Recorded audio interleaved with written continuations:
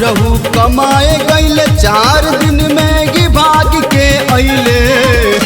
रहू कमाए गईले 4 दिन में गी भाग के अइले। तमे हरी पटक पटक के मारे गरिया रे दैया रे। कहे का खैबे नतिया रुहेलावा जब रगी ना रुपैया रे हो। रहू कमाए गईले 4 दिन में गी भाग के अइले। रहू कमाए गईले 4 दिन में गी भाग के अइले। तमे हरी पटक पटक के मारे गरिया रे दैया रे। कहे का खैबे नतिया दो गालावा जब रगी ना कमैया रे।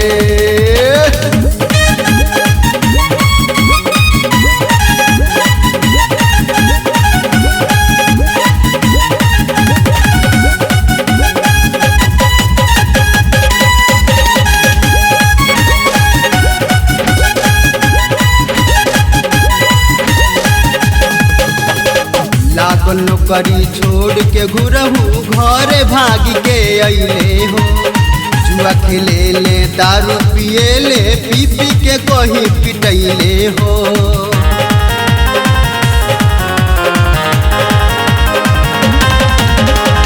लागल नौकरी छोड़ के घुरहू घरे भाग के अइले हो। जुआ खेले ले दारू पिए ले पी पी के कहीं पिटैले हो।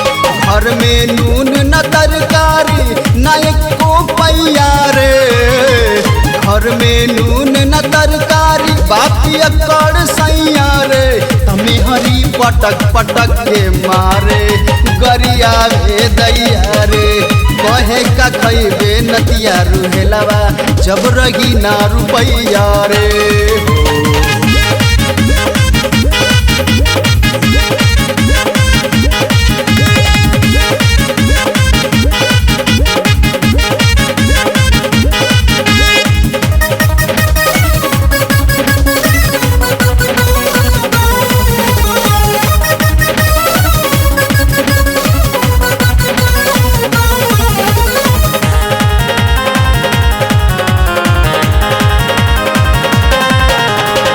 ओकर लइका ओहुले बढ़ के पूरा मौज उड़ावे हो। पढ़े लिखे ना काम सीखे लइकिन के पीछे भागे हो।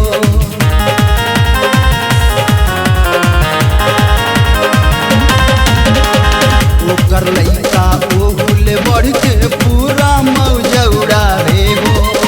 पढ़े लिखे ना काम सीखे लइकिन के पीछे भागे हो। पूरा घर डामाडोल भइल ना होला उपैया रे। पूरा घर डामाडोल भइल ना होला उपैया रे। तमे हरी पटक पटक के मारे गरिया रे दैया रे। कहे का खैबे नतिया रुहेलावा जब रगी ना रुपैया रे।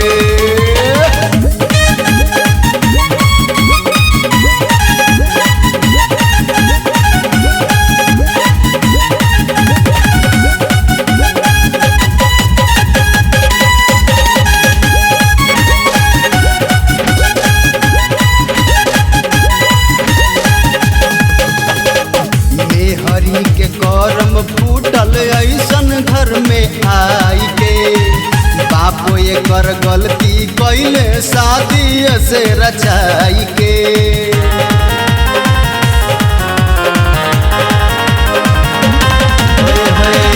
दुल्हनी के करम फूटल ऐसन घर में आई के। बाप एकर गलती कैले शादी से रचाई के।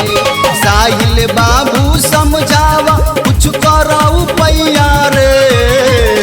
शेखर भैया समझावा कुछ कराऊ पैया रे। तमे हरी पटक पटक के मारे गरिया रे दैया रे। कहे का खैबे नतिया रुहेलावा जब रही ना कमैया रे।